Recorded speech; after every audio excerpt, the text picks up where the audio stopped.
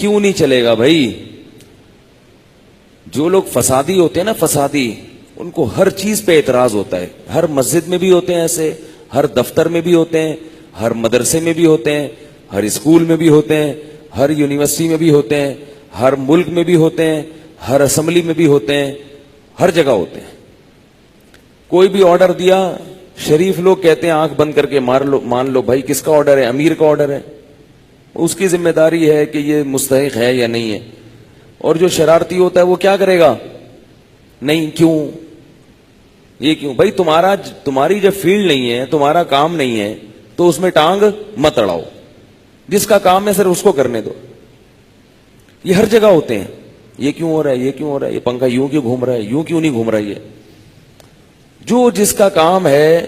اب آپ نے گھر میں پلمبر کو بلایا اور وہ الیکٹریشین کے کام میں کیڑے نکالنے لگے تو میرا گلا بہت ہی بیٹھ گیا. دعا کرو کھل جائے.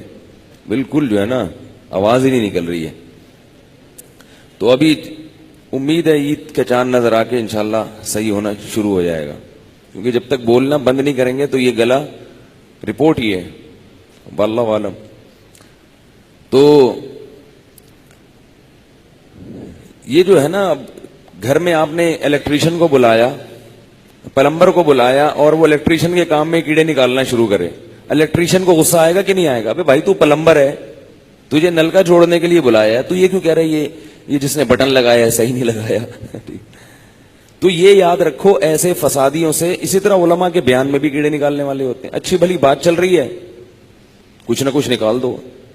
اب اتنے وضاحتی بیانات تو نہیں دیے جا سکتے نا. میرا وہ کلپ چلا ہے، اس میں نے یہ بیان میں کہا کہ بھائی جو زنا سے بچنے کا اور برائی سے بچنے کا علاج محاسب و مراقبوں میں یا تبلیغ میں نہیں ہے، اس کا علاج نکاح میں ہے.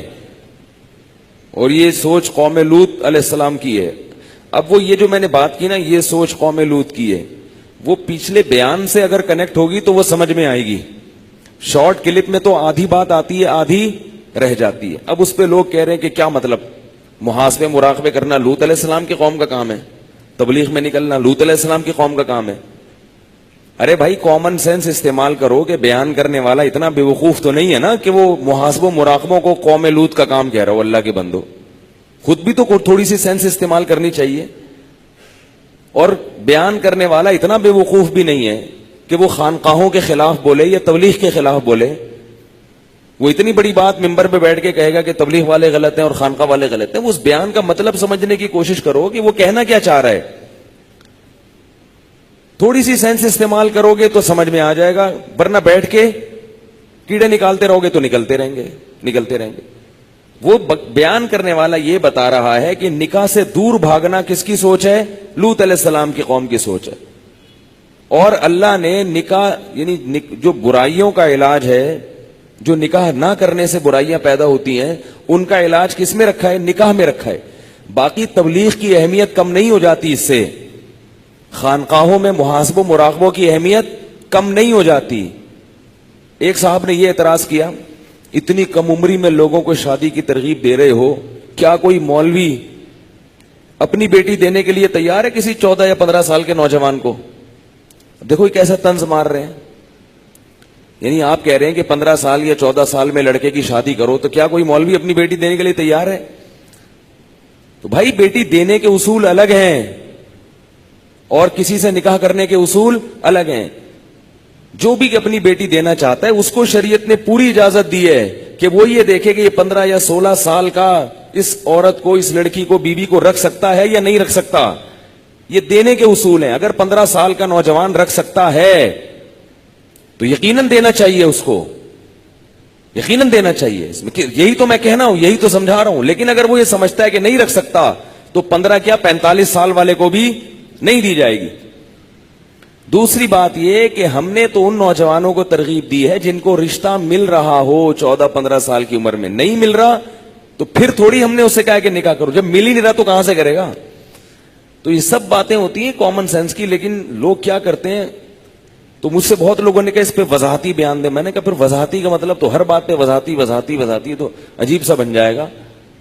وہ تو پھر وہی ایک لطیفہ ہے نا، چلے چھوڑیں، بات سے بات نکلے گی. یہ تو ایک اتفاق سے وضاحتی بیان آ گیا، یہ مسئلہ سمجھانے کے لیے.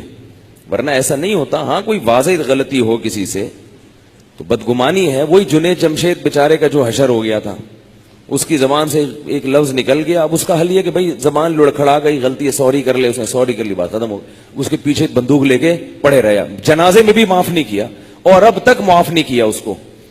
ایک بندہ پرسوں میرے پاس آیا اور کہنے لگا میرے علاقے میں ایک دیندار نمازی آدمی ہے, کہہ رہے جنید جمشید معاذ اللہ یہ تھا اور یہ تھا, اور اس کو گالیاں دینا شروع کر دی. کہہ رہا میں تو اس کو گریبان سے پکڑ کے ٹھکائی لگانے لگا تھا, تو مرنے کے بعد بھی اس کو معاف نہیں کیا. تو کسی کی بات کا مطلب سمجھا کرو کہ کہنا کیا چاہ رہا ہے وہ. میں خود ان خانقاہوں سے نکل کے آیا ہوں, میں خانقاہوں کے خلاف بولوں گا تو میں اپنا کردار مشکوک کر رہا ہوں. میرا یہ نظریہ ہے کہ اس زمانے میں کسی بزرگ سے اصلاحی تعلق قائم کیے بغیر اصلاح ممکن نہیں ہے. یہ جتنے نئے نئے فتنے پیدا ہو رہے ہیں نا, یہ سب اس لیے کہ ان کے کسی بزرگ سے اصلاحی تعلق نہیں ہوتا, ان کا کوئی سرپرست نہیں ہوتا, روحانی پیشوا نہیں ہوتا. یہ بے لگام اونٹ ہوتے ہیں. شتر بے مہار ہوتا ہے نا, بے لگام اونٹ, جدھر منہ اٹھائے گا وہاں کو چرنا شروع کر دے گا. اصلاحی تعلق ہوتا ہے, کسی سلسلے سے جڑا ہوا ہوتا ہے, کسی بزرگ سے بیعت ہوتا ہے, اور بزرگ بھی متبع سنت ہوں, روحانی والے نہیں ہوں, بزرگ ہوں باقاعدہ متبع سنت ہوں, تو ان سے بیعت کی برکتیں ہوتی ہیں, ان سے اصلاحی تعلق کی برکتیں ہوتی ہیں. ہم اگر کسی بزرگ سے بیعت نہ ہوتے تو آج جو ہم سے ٹوٹا پھوٹا لنگڑا لولا دین کا کام ہو رہا ہے یہ تھوڑی ہوتا. جن لوگوں کا کسی شیخ سے کسی بزرگ سے اصلاحی تعلق نہیں ہوتا, کسی متبع سنت سے اس کو روحانی پیشوا نہیں بناتے, وہ اگر علم حاصل کرتے ہیں, علم تو حاصل ہو جاتا ہے مگر اس علم سے تعمیری کام کم ہوتا ہے اور فسادی کام زیادہ ہوتا ہے.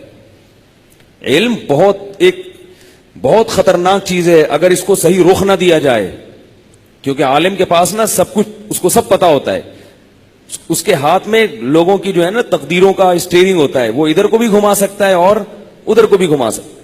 تو اگر یہ بزرگوں سے تعلق نہیں ہوتا, کوئی سرپرست نہیں ہوتا, کوئی بڑے نہیں ہوتے, کوئی بزرگ نہیں ہوتے جہاں جو ہے نا جن سے رہنمائی لے رہا ہو, تو وہ تو ایسا ہوتا ہے کہ بس فتنہ فساد ایک نئی نئی یوٹیوب پہ کلپ بنا کے لائے گا اور امت کو لڑوائے گا, جیسے کہ ہو رہا ہے. ہر نئے دن کوئی نیا کلپ آیا ہوا ہوتا ہے کسی کا, کوئی آج نیا اٹھ کے آ گیا, اس نے نیا فتنے کی بنیاد رکھ دی, وہ کہہ رہا میں کسی کو نہیں مانتا, میں نے اس کو نہیں مانتا ہوں, نہ میں اس کو مانتا ہوں, نہ میں اس کو مانتا ہوں, نہ میں اس کو مانتا ہوں, میں اپنے آپ کو مانتا ہوں. بس حوالے ہر ایک کے پاس ہیں, دلائل ہر ایک کے پاس ہیں. امت کیا ہو رہی ہے, ٹوٹ ٹوٹ کے ٹکڑے ٹکڑے ہو رہی ہے, دین اسلام مشکوک ہوتا چلا جا رہا ہے. تو یہ سب اسی وجہ سے ہے کہ ان لوگوں کا کوئی سرپرست اور رہنما نہیں ہوتا, یہ خود ہی اپنے باپ بنے ہوئے ہوتے ہیں. ایک آدمی سے آپ پوچھیں آپ کے والد محترم کا نام, وہ اپنا ہی نام بتا دے. آپ نے ستار بھائی سے پوچھا آپ کے والد کا نام کیا, انہیں ستار ہی ہے. تو یار ستار تو آپ کا ہے نا, تو آپ کے باپ کا نام کیا ہے, بولا تو ہے ستار ہے. ابے تو ابا کا نام کیا, بولا ہم اپنا باپ خود ہی ہے, ہم اپنا باپ, ہم ہی اپنا باپ ہے. یار آپ کا کوئی تو باپ ہوگا, نہیں میں اپنا باپ خود ہی ہوں. تو یہ جو نئے نئے آ رہے ہیں نا فتنے, یہ سب اپنے باپ خود ہی ہیں, ان کا کوئی ہے ہی نہیں, ان کا کوئی پیچھے کوئی روحانی سلسلہ ہو جو نبی صلی اللہ علیہ وسلم تک پہنچتا ہو. تو ہم کہاں, ہماری اوقات نہیں ہے کہ کسی خانقاہ کے خلاف جو اتباع سنت پہ چلا رہی ہیں لوگوں کو, اس کے خلاف ہم بولیں. تو کسی کی بات کو غلط نہ لے کے جایا کرو, اس کی بات کو صحیح رخ دیا کرو. سمجھ رہے ہو بات کو کہ نہیں سمجھ رہے؟ تو میں بتا رہا تھا فسادی کیا ہوتے ہیں. ہاں کچھ بیچارے نہ چاہتے ہوئے بھی اعتراض کر لیتے ہیں کہ وہ فسادی تو نہیں ہوتے, لیکن ان کی مینٹل اپروچ کم ہوتی ہے, تو وہ اس حساب سے سمجھتے ہیں. تو